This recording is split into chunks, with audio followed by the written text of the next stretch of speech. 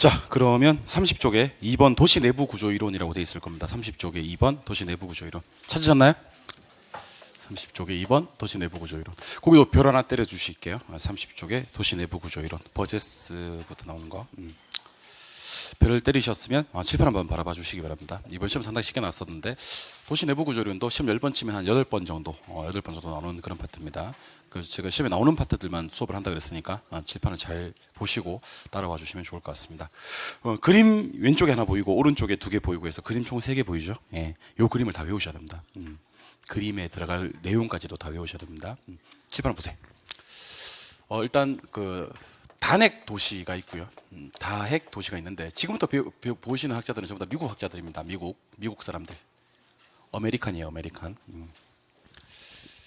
아까는 뭐 영국 사람도 있었고 독일 사람도 있었는데 이제는 이제 미국 사람들 봅니다. 단핵 할 때 핵과 다핵 할 때 핵에 대해서 구분을 좀 해볼 건데요. 단핵은요, 중심 업무지구를 얘기합니다. 중심 업무지구. 그럼 따라해 보실래요? 중심 업무지구. 중심 업무지구는 말 그대로 업무를 보는데 그 업무를 볼 수 있는 지구가 중심에 있다는 얘기예요. 그래서 이걸 중심 업무지구라고 하고, 영어로 표현하는 경우도 종종 있어요. 영어로 표현하면 중심이 영어로 센터라고 하거든요. 센터. 업무는 비즈니스고요. 지구는 디스트릭트라 그래요. 디스트릭트. 그래서 CBD 이렇게 얘기를 합니다. CBD가 센트럴 비즈니스 디스트릭트, 센트럴 비즈니스 디스트릭트라고 해서 중심 업무지구를 얘기하고, 얘를 2글자로는 뭐라 부르냐면 그냥 도심이라고 합니다. 그래서 요 3개 단어를 구분 없이 지금부터 쓰셔도 돼요. 중심 업무지구, CBD, 도심, CBD, 중심 업무지구. 요 3개가 같은 의미로 이해하시면 되고요. 우리가 좀 이따 배우시는 버제스라는 사람의 동심원 이론하고, 버제스의 동심원 이론하고, 호이트의 선형 이론하고,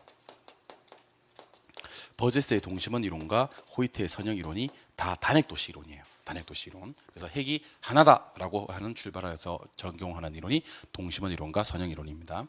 다핵심 이론은 중심 업무지구라고 방금 얘기했던 것이 있어요. 이거 밭고시 합니다. 밭고. 아까 말씀드렸던 도심 밭고. 하나 더 있습니다. 외부 업무지구가 있어요. 외부 업무지구. 이걸 갖다가 이제 뭐라고 부르냐면 부심, 또는 이걸 부도심이라고 불러요. 부도심. 그리고 이제 우리가 해리스와 울만의 다핵심 이론이라는 거 있거든요. 다핵심 이론. 해리스하고 울만. 해리스하고 울만의 다핵심 이론은 대표적인 이제 다핵 도시 이론이 됩니다. 자, 그럼 일단 여러분들 칠판 보실래요? 중심 업무지구 가지고 단핵 도시와 다핵 도시를 구분할 수는 있다 없다? 보시면서 얘기하세요. 중심 업무지구 가지고 단핵 도시와 다핵 도시를 구분할 수는 있다 없다? 없다. 둘 다 중심 업무지구는 있으니까. 그러면 여러분들은 뭘로 구분하셔야 되면 요 외부 업무지구, 부도심 갖고 구분해야 되는 거예요. 그러니까 부도심 외부 업무지구가 없으면 단핵 도시고요. 부도심 외부 업무지구도 있으면 다핵 도시가 되는 겁니다. 그래서 여러분들 이렇게 생각하시면 좋을 것 같아. 업무를 중심에서만 보면 단핵이고요. 중심에서도 업무를 보고 외부에서도 업무를 보고 그러면 다핵 도시가 되는 겁니다. 무슨 말 이해하셨어요? 예, 그러니까 도심뿐 아니라 부도심도 존재하는 것이 단핵 도시 이론인데, 일단 버제스의 동심원 이론부터 얘기를 좀 한번 해보도록 할게요. 버제스의 동심원 이론. 자, 버제스의 동심원 이론.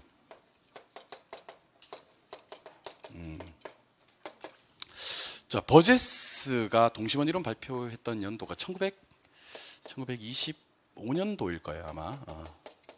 1925년에 이제 버제스가 미국의 이제 시카고란 도시 알고 계세요, 혹시? 시카고란 도시를 연구한 이론입니다. 근데 버제스가 시카고란 도시를 연구할 수밖에 없었던 이유는 버제스가 시카고 대학교 교수님이셨어요. 시카고 대학교. 그러니까 시카고 학파라 그러거든요. 시카고 대학교 교수님이셨으니까 당연히 시카고를 연구했겠지. 시카고 대학교 교수님이 LA를 연구하고 그럴 필요는 없잖아요. 시카고가 있는데.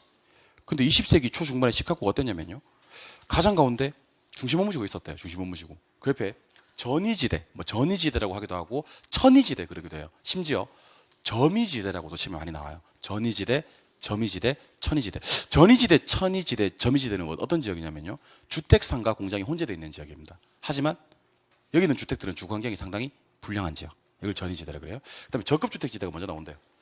그다음에 고급주택지대가 나오고 마지막에 이제 통근자지대, 이렇게 해서 이게 동심원 모양이라고 하거든요. 동심원 모양으로 도시가 5개 지구를 거치면서 커져 나가는 거예요. 그러니까 중심 업무지구 여기 있고, 전이지대 여기 있고, 저급주택지대 있고, 고급주택지대 있고, 통근자지대까지. 통근자 지대는 말 그대로 이제 통근 가능한 범위 안에 뭐 출퇴근 시간으로 본다면 한두 시간 거리 안에 있는 사람들이 존재하는 지역을 통근자 지대라고 부르기도 합니다. 근데 시험 문제는 뭐가 나오냐면 버제스의 동심원 이론의 요 순서만 알고 계시면 돼요. 일단은 순서 제일 가운데 뭐 있고 중심 업무지구, 그 다음에 전위지대, 저급, 고급, 통근자. 심지어 버제스의 동심원 이론을 세 개 지구로 나누기도 합니다. 세 개 지구로 나누면 이렇게 얘기합니다. 따라해봐요. 중심 업무지구, 전위지대, 주거지역. 그렇다면 주거지역이 세 개 주거지역이 있는 거야. 무슨 주거지와 저급주택지와 고급주택지와 통근자 주거지가 있는 거지. 그래서 버제스의 동심원 이론은 5개로 얘기하면 중심업무지구, 전위지대, 저급, 고급, 통근자고 3개 지역으로 얘기하면 중심업무지구, 전위지대, 주거지 이렇게 하면 되고 주거지의 종류가 저고통 이렇게 3가지 주거지가 있는 겁니다. 무슨 말인지 알겠죠? 예. 그래서 순서대로 기억하셔야 되는데 요 순서를 암기를 하는 방법을 알려드립니다. 요 멜로디가 상당히 중요하니까 요 멜로디 그대로 한번 따라해 주시면 좋겠습니다. 저 따라해봐요. 중전 저고통 중전 저고통 합니다. 시작. 아니요, 약간 신나게 해주셨으면 좋겠어요. 저는 장조로 갔는데 여러분들 받는 거 단조로 받는 것 같은데 약간 슬프네. 약간 구슬프게 얘기하는 것 같은데 단조 같아. 단조. 어떻게 하냐면 중전 저고통 중전 저고통 이렇게 시작. 이제 좀 낫네요. 하여튼 이 멜로디를 꼭 기억하셨다가 이 멜로디 그대로 적용을 해주시면 좋을 것 같아요. 중전 저고통 중전 저고통 왜 이렇게 기억하셔야 되냐면 이렇게 암기하는 것들이 뒤에 가면 9개가 나와요. 저는 여러분들이 좀 기억하셨으면 좋겠는 게 우리 부동산학개론에 5개가 나오잖아요. 뭐에는 5개가 있다. 이 5개는 상당히 중요합니다. 왜냐하면 우리 시험이 오지선다기 때문입니다. 그러니까 이 오지선다 시험에서 뭐의 종류에는 5개가 있다. 이거는 시험에 나올 가능성이 정말 많은 겁니다. 당연히 5개, 제가 9개 있다 그랬잖아요. 그죠? 그 9개를 달달달 외워놓으시면 두세 문제는 반드시 시험에 나옵니다. 여러분들. 그 다음 생각해 보세요. 9개를 외워서 3개를 맞춘다. 이거 여러분들 남는 장사 하시는 거예요. 자격시험 공부할 때는요. 그 중에 첫 번째가 지금 보고 계시는 중전저고통, 중전저고통이고요. 다음 주에 가시면 사금법인유, 사금법인유도 있고요. 사시지계면도 있으니 많은 내용 부탁드립니다. 일단 그 첫 번째 중전저고통, 중전저고통을 기억하시기 바랍니다. 그래서 중심업무지구 다음에 전위지대, 저급, 고급, 통근자. 문제 2문제만 낼 테니까 기출문제로 내겠습니다. OX로 대답해 주시기 바랍니다. 버제스의 동심원 이론에 따르면 중심으로 접근성이 양호한 곳에 고소득층이 입지한다. OX. 여러분 한번 보세요. 고저통이야, 저고통이야? 저고통이지. 저고통, 중전, 저고통 했잖아. 그러니까 저소득층이 살아요. 중심으로 접근성이 양호한 곳에. 자, 그러면 두 번째 문제. 버제스의 동심원 이론에 따르면 도심으로 갈수록 중심에 가까워질수록 범죄, 빈곤, 질병 같은 사회 문제가 많아진다. OX. 당연히 O가 되는 겁니다. 그 중심으로 갈수록 누가 사니까? 저소득층이 사니까 범죄, 빈곤, 질병이 많아진다. 이렇게 하는 겁니다. 근데 간혹 이제 요 책을 가져와서 저한테 질문하는 사람들이 있는데, 질문 안 했으면 좋겠어요, 여러분들. 어떻게 질문을 하냐면 이렇게 질문해요. 아니, 선생님, 중심지로 가면 땅값이 비싸지 않습니까? 그래요. 예, 비싸죠. 근데 중심지에 그럼 땅값이 비싼데 거기 저소득층이 살고, 외곽은 땅값이 싼데 거기 고소득층이 살고, 그 말이 안 되지 않습니까? 이렇게 얘기하시는 분들이 계신데, 여러분들, 시카고 가봤어요? 시카고 안 가봤어요? 시카고가 20세기 초중반에 저랬대요. 그리고 버제스는 저러고 죽어버렸어요. 내가 어떻게 할 방법이 없어. 저러고 저런 얘기를 하고 죽어버렸어. 그 시험 문제는 어떻게 나오냐면 버제스의 동심원 이론에 따르면 하고 문제가 나온단 말이야. 그럼 날들은 어떡하라고. 그리고 저러고 죽어버렸는데.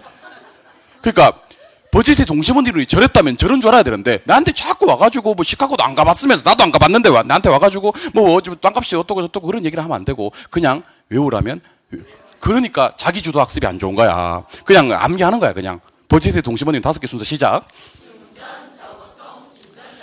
잘하셨고요. 이번에는 이제 호이트란 학자, 역시 미국 학자인데요. 호이트란 학자가 선형이론이라는 걸 발표해요. 선형이론.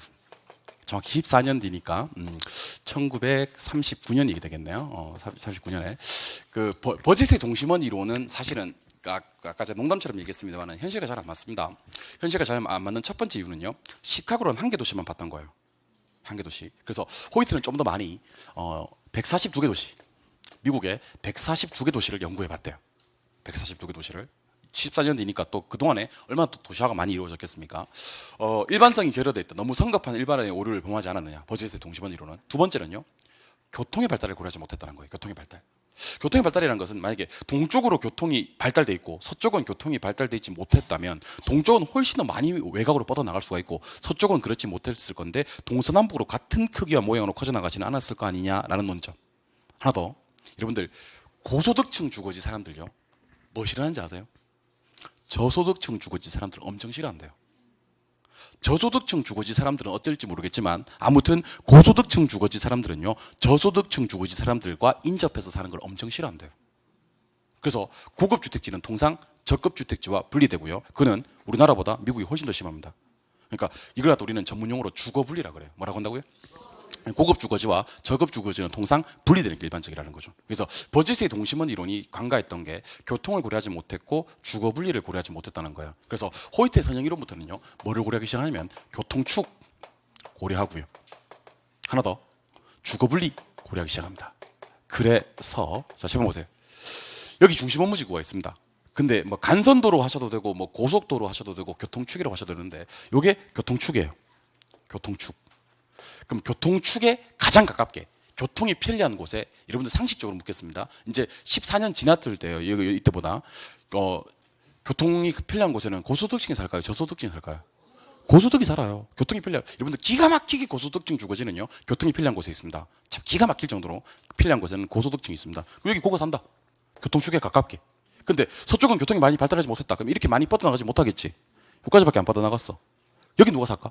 저소득층이 산다는 거예요. 아까 버젯의 동심원 이론은 저소득층 바로 옆에 고소득층이 살았는데 안 그렇더라는 얘기예요. 그리고 또 저 따라해보세요. 도매, 경공업.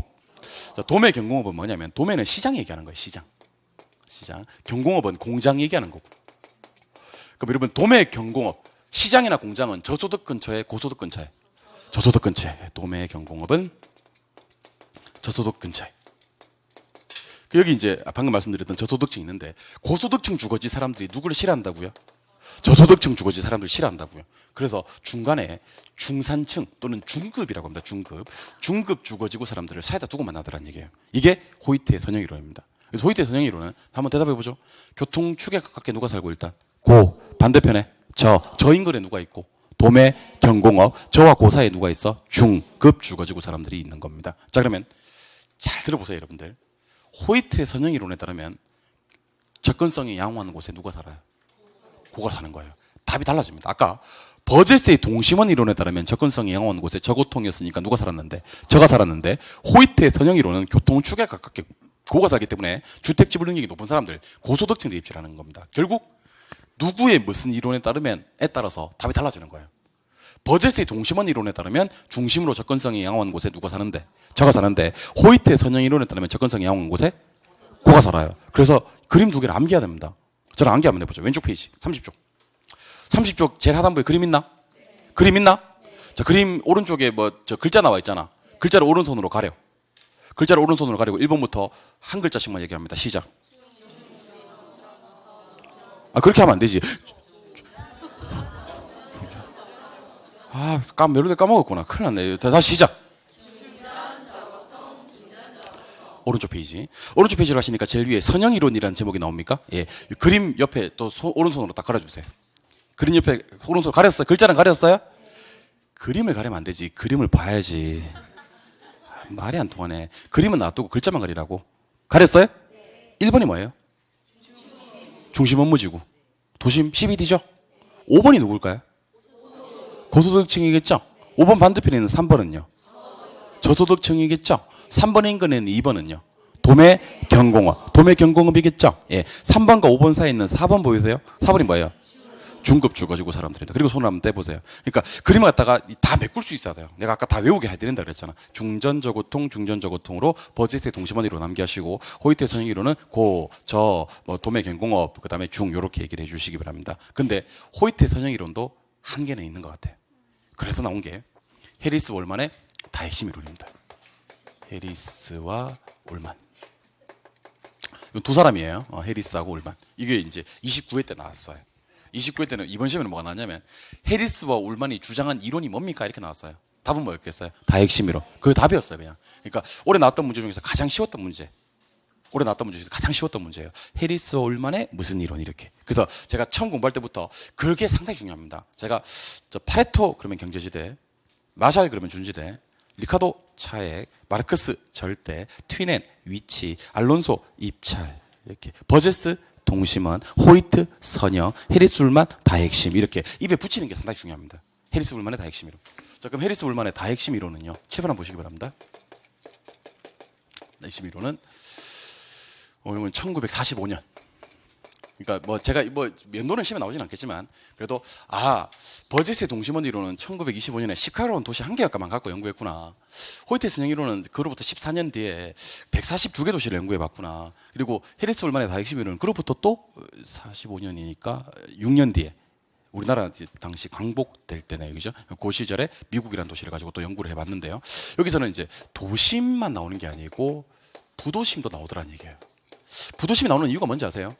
현대도시나 특히 대도시, 현대도시나 대도시에서는요, 구조가 다핵심 구조가 일반적이라는 거지. 그래서 제가 이런 얘기를 한번 해볼게요. 자, 보세요. 여기가 이제 아까 제가 살짝 소개해드렸던 중심업무지구라고 쳐요. 중심업무지구. 이 중심업무지구 영어로 뭐라 그래요? CBD. 저기 있다. 저기 앉았다. CBD. 센트럴 비즈니스 디스트릭트. 센트럴 비즈니스 디스트릭트. 두 글자로. 도심. 이 도심 주변에 항상 뭐가 있냐면 도매 및 경공업지구가 있었대. 미국 옛날에 그랬대요. 도매, 경공업, 시장하고 공장. 그리고 이제 여러분들이 이제 대답을 해주시는 거예요. 여러분들은 저한테 뭐라고만 얘기할 수 있냐면 저중고, 주거지만 얘기해 보세요. 저중고 이렇게 얘기할 수 있습니다. 다른 얘기 못 합니다. 저중고로만 얘기해 주시기 바랍니다. 일단 요 세 개 지역에 입지하는 사람들 누굴까? 저는 항상 도매 및 경공업지구 인근에 입지한다 그랬죠. 예. 얘는 누굴까요? 얘 누굴까? 근데 문제가 생겼어요. 이렇게 하니까 어떤 문제가 생겼냐면 고소득층 주거지구 사람들이요, 옷 한 벌 사고 싶어요. 그럼 백화점 가야 되겠지. 백화점 디파트먼트 스토어 가야 되겠지. 디파트먼트 스토어를 가려고 하니까 여기까지 가야 되는 거죠. 옷 한 벌 사서 어떻게 해야 돼요? 여기까지 이렇게 와야 되는 거예요. 그 영화 한 프로 보고 싶은 거예요. 국가 부도의 날. 그게 보고 싶은 거지. 그 어떻게 해야 돼요? 가서 봐야 되는 거. 보고 와야 되는 거예요. 택시비 4만 원 더 4만 원. 응?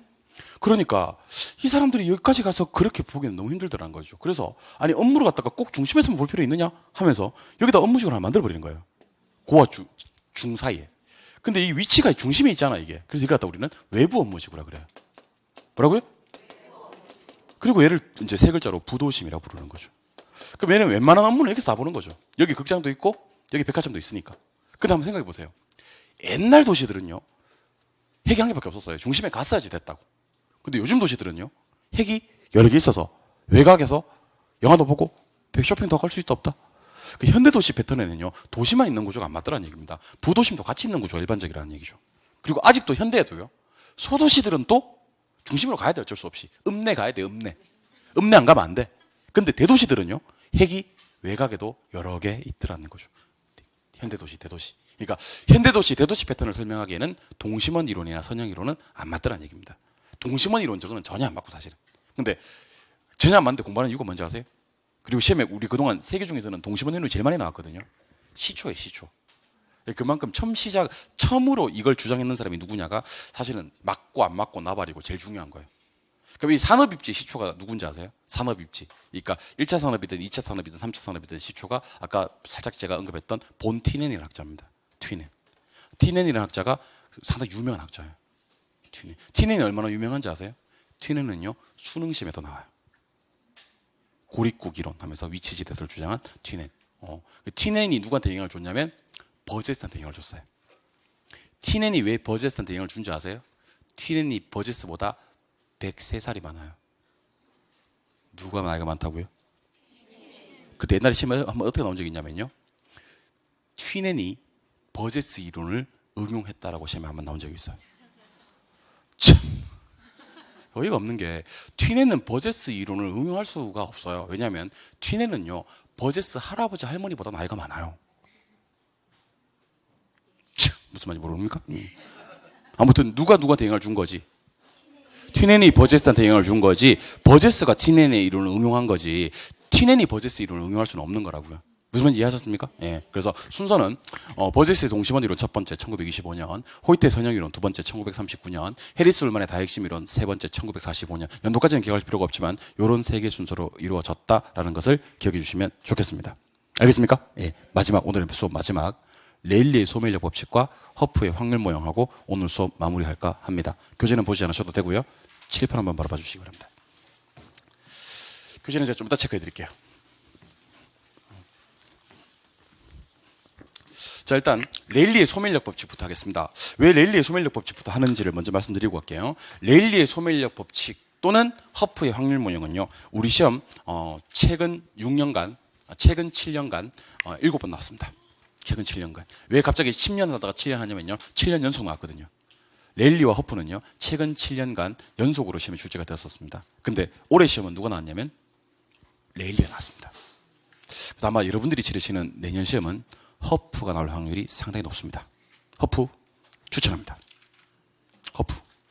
자, 그럼 일단 그래도 레일리가 뭐 전통적으로 또 중요는 하니까 레일리 무슨 얘기했는지 간단하게 한번 들어보시기 바랍니다. 시험 보세요. 레일리. 자, 레일리는요, 소매 인력 법칙을 주장하신 분이에요. 소매 인력 법칙. 자, 인력은 당기는 힘을 인력이라고 합니다. 당기는 힘. 근데 레일리의 소매 인력 법칙은요, 어떤 이론을 상권 이론에 그대로 적용했냐면, 이거 원용했다 그러거든요. 적용을 했냐면 뉴턴의 만류인력 법칙을 상권 이론에 적용하신 분이에요. 그럼 우리가 먼저 뉴턴의 만류인력 법칙부터 알아야 될 거 아닙니까? 그죠? 뉴턴의 만류인력 법칙은 두 물체 사이의 인력의 크기는 질량의 크기에 비례하고 거리의 제곱에 반비례한다 하는 이론입니다. 두 물체 사이의 인력의 크기는 질량의 크기에 비례하고 거리의 제곱에 반비례한다는 이론입니다. 이때 이걸 상권 이론을 적용할 때는 질량의 크기에 비례한다는 말을 할 수가 없어서 도시 인구에 비례한다 또는 도시 크기에 비례한다고 얘기를 하는 거예요. 살짝 단어를 바꿉니다. 그럼 도시 크기에는 인력이 뭐하고 비례하고 거리의 제곱에 반비례한다는 그대로 써옵니다. 그래서 저한테 자꾸 거리의 제곱에 왜 반비례하나 이렇게 묻지 마시고요. 뉴턴의 만류인력 법칙을 그대로 가져왔기 때문에 도시 크기에는 비례, 거리의 제곱에는 반비례. 무슨 말인지 알려드립니다. 크기가 크면 인력은 약하다, 세다. 크기는 비례니까. 크기가 크면 인력도 세다, 비례니까. 근데 거리 제곱에는 반비례라 그랬지. 뭐 제곱이라는 말은 참고로 들으시고요. 거리가 멀면 인력은 약해지는 거야. 거리가 뭐야? 가까워야 인력은 세지는 거야. 그러니까 거리 제곱에는 반비례라는 말을 쓰는 겁니다. 그럼 크기는 말수록 좋고 클수록 거리는 반대니까 가까울수록 좋은 겁니다. 그럼 칠판 한번 보세요. A 도시가 크기가 이만하고요. B 도시가 크기가 이만해. 근데 요 딱 가운데 소비자 갑이 딱 살아. 갑은요, A로 쇼핑하러 간다, B로 쇼핑하러 간다. A로 쇼핑하러 간다. 누가 많이 끌어당기니까? A가 소비자를 많이 끌어당기니까. 그게 레일리의 소멸력 법칙입니다. 이해하셨습니까? 이제 우리 그런 얘기 많이 하지 않습니까? 거기 사는 사람들은 절대로 이쪽으로 안 와. 거기 사는 사람들은 무조건 글로 가. 이런 얘기 안 하나? 예, 고맙습니다. 예, 고마워요. 예. 그런 얘기 하지 않습니까? 그죠? 그는 그 도시가 그 소비자를 끌어당기기 때문입니다. 근데 여기서 중요한 건 우리는 문제가 어떻게 나오는지를 알아야 되거든. 문제는 이렇게 나옵니다. 자, 두 상권의 경계점이라는 게 있어요. 우리는 세 글자로는 분기점 그러는데, 두 상권의 경계 분기점은요, A에 가까울까요? B에 가까울까요? 어디에 가까울 것 같아요? 그러니까 A가 크고 B가 작아. 그럼 두 상권의 경계는 A에 가깝다, B에 가깝다? 어디에 가깝다? 예? 당연히 B에 가깝죠. 당연히 B에 가깝습니다. 여기 경계입니다. 방금 틀리신 분들은 대답 나중에 다음 대답할 때도 좀 짧게 한번 해보세요. 개로나 잘 안 맞아. 민법 열심히 해야 돼. 자, 시험 보시기 바랍니다. 한번 대답해 보세요. A가 크기가 크죠? 그럼 얘는 적게 끌어당겨, 많이 끌어당겨? 얘는 영향에 미치는 범위 이만큼이라는 얘기예요. B는 크기가 작죠? 그럼 얘는 인력이 약한 거야. 이만큼 인진 거지. 그래서 우리 왜 이렇게 한번 생각해봅시다. 크기가 큰 놈은 인력의 크기도 세기 때문에 경계가 나로부터 멀어지는 거야. 근데 크기가 작은 놈은요, 인력의 크기도 작아. 당기는 힘도 작아. 그래서 경계가 나로부터 가까워지는 거지. 항상 여러분들 작은 도시 쪽에 가깝게 경계가 형성이 되고요, 큰 도시 쪽으로부터 멀리 떨어진 곳에 경계가 형성이 됩니다. 근데 원래는 뭐가 나와야 되면, 요게 시험에 나오면 이게 생각보다 어려워요. 나중에 내가 그림을 그리라고 할 건데, A가 B보다 크다면 상권의 경계는 A에 가깝게 이렇게 나와요. 근데 이게 그림으로 볼 때는 고개를 끄덕끄덕 하는데, 막 계산 문제 하나 풀고 정신 나가 있는데 A가 B보다 크다면 상권의 경계는 A에 가깝게, 그러면 막 경계도 끌어당길 것 같고 막 그러면서 오 하고 장일이 전자하시는 분 한두 명이 아니에요. 그러니까 이게 칠판으로 볼 때랑 문제 풀 때랑 느낌은 완전히 다릅니다, 여러분들. 아직 문제를 안 풀어봐서 그런 거예요. 그래서 항상 제가 이거 나오면 그림 그리라 그래요. A 크게 그리고 B 작게 그리고 작은 도시 쪽에 경계 형성시킨 다음에 항상 작은 도시 쪽에 가깝게 경계 형성이 된다. 요게 나오면 그나마 난이도가 있는 건데, 이번 시험 29회 시험은 이게 나왔어요. 비례 반비례. 이걸 틀리게 냈다고. 그러니까 크기에는 반비례하고 거리의 제곱에 비례한다. 말하기도 어려워, 말하기도. 크기에는 뭐하고? 비례, 거리 제곱의 반비례 이렇게 해야 되는 건데 그 비례 반비례가 바꿔서 나왔다고. 그러니까 올해 시험이 그만큼 쉬웠던 거지. 사실 29회 시험은 좀 쉬웠어요. 개론이. 30회 시험은 제가 봤을 때 이거 말고 다른 걸 낼 것 같습니다. 자, 그러면 이때 허프라는 사람이 주장한 확률 모형을 소개해드리겠습니다. 허프 확률 모형은 특히 여러분들이 치르시는 30회 시험에서는 아무리 강조해도 지나치지 않습니다. 지금 보세요. 또 흥분되기 시작하는데요.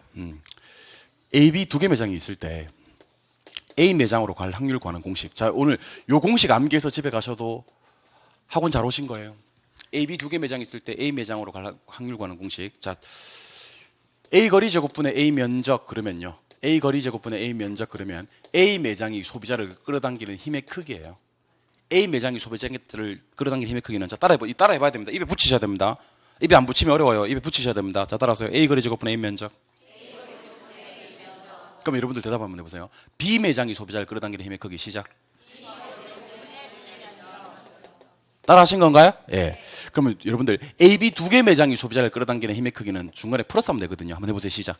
A 거리 제곱분의 A 면적 플러스 B 거리 제곱분의 B 면적. 이 중에서 제가 A로 갈 확률이라 그랬죠. 그러면 이거 한번 돌려주시면 돼요. A 거리 제곱분의 A 면적. 자, 그러면 여러분들이 이 공식을 암기했는지 못했는지 제가 여러분들을 한번 테스트 해봐도 될까요? 될까요? 질문해도 될까요? C, D 두 개 매장이 있는데 D 매장으로 갈 확률을 구하시오. 시작. C 거리 제곱분의 C 면적 플러스 D 거리 제곱분의 D 면적 분의 D 거리 제곱분의 D 면적. 여러분들 한 번만 더 제가 여러분들을 시험에 들게 해도 될까요? A, B, C 다 죽었어. 세 개 매장이 있는데 이 중에서 B 매장으로 갈 확률을 구하시오. 시작. A 거리 제곱분의 A 면적 플러스 B 거리 제곱분의 B 면적 플러스 C 거리 제곱분의 C 면적 분의 B 거리 제곱분의 B 면적. 혹시 C로 갈 확률을 그러면 C로 올리면 되고 A로 갈 확률을 그러면 A로 올리면 됩니다. 물론 나중에 이제 문제 풀다 보면 공간 마찰 개수, 거리 마찰 개수라는 게 있어요. 근데 거리 마찰 개수가 2일 때만 제곱을 써요. 3이면 세제곱을 쓰는데 요거는 꼭 2가 나와요. 그러니까 그냥 고유명사처럼 제곱해도 돼요. 거리 마찰 개수 2는 무시하셔도 되고 걔가 2일 때면 제곱을 하긴 하는데 근데 문제가 있어요. 여러분들 옛날에는요 시험 문제에 뭐가 나왔냐면 이것만 나왔어요. A 거리가 2km 떨어져 있다. 옛날에 2km 떨어져 있다. A까지 거리가 3km 떨어져 있다. 5km 떨어져 있다. 뭐 9km 떨어져 있다. 옛날에는 이게 다였어. 그러면 A 거리 제곱해야 되니까 2의 제곱은 얼마? 4. 3의 제곱은? 9. 간혹 3의 제곱 6하는 분 계신데 제곱은 3의 제곱은 3 곱하기 3을 얘기하는 겁니다. 알겠죠? 5의 제곱은? 25. 9의 제곱은? 예? 계산기 꺼내세요.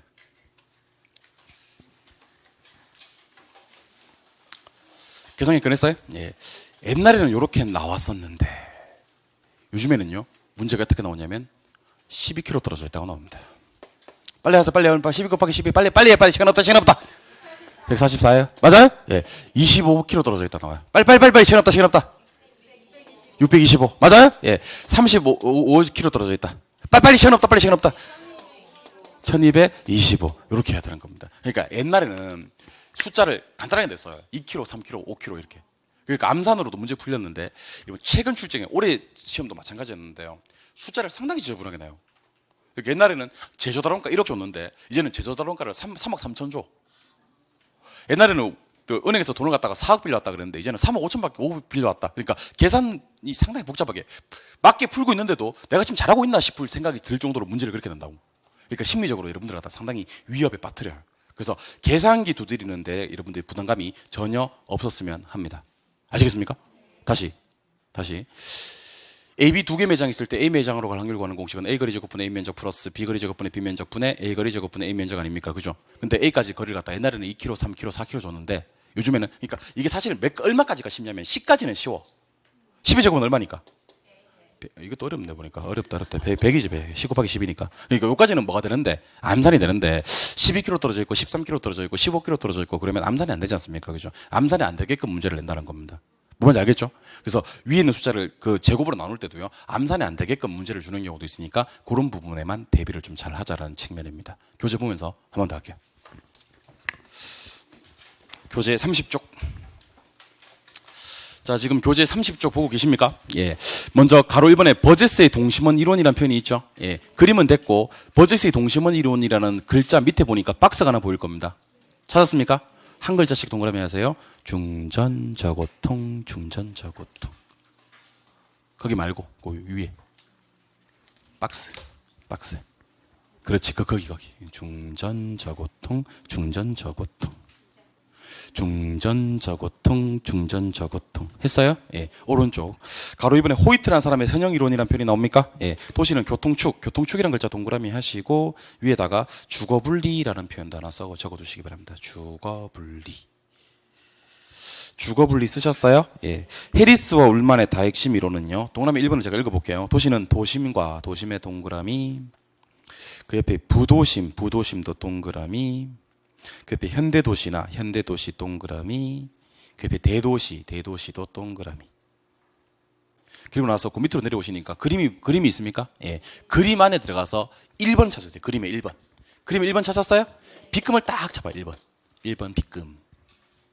빗금 쳤어요? 예. 그리고 그림 7번 찾으세요. 7번도 빗금. 자, 1번과 7번 빗금 쳤습니까? 그런 다음에 1번 오른쪽에 글자 뭐라고 되어 있습니까? 중심 업무지구 CBD라고 되어 있습니까? 옆에다가 도심이라고 쓰세요. 이건 도심이에요. 그리고 7번 글자를 찾으시니까 뭐라고 되어 있어요? 외부 업무지구, 거기다가 부도심이라고 쓰세요. 도심과 부도심으로 구성이 된다. 1번, 7번. 됐습니까? 예. 한 장을 넘겨보세요. 한 장 넘겨보시니까 가로 3번에 허프 나옵니까? 허프 동그라미. 그 줄 끝에 보니까 가로 안에 있습니다. 확률 모양 나옵니까? 확률 모양 동그라미. 별표 크게 하나 때려 두시고요. 옆에 확률 모양. 밑으로 쭉 내려오시다 보니까 박스가 하나 보입니까? 예. A 매장으로 갈 확률 구하는 공식은 해서 보니까 A 거리 제곱분의 A 면적 플러스 B 거리 제곱분의 B 면적분의 A 거리 제곱분의 A 면적하는 공식 있죠, 공식. 그 공식을 크게 동그라미 하시고 이 공식을 무조건 남겨주세요. 오늘 내로. 이 공식을 크게 동그라미 해주시고 오늘 내로 무조건 남겨주시고.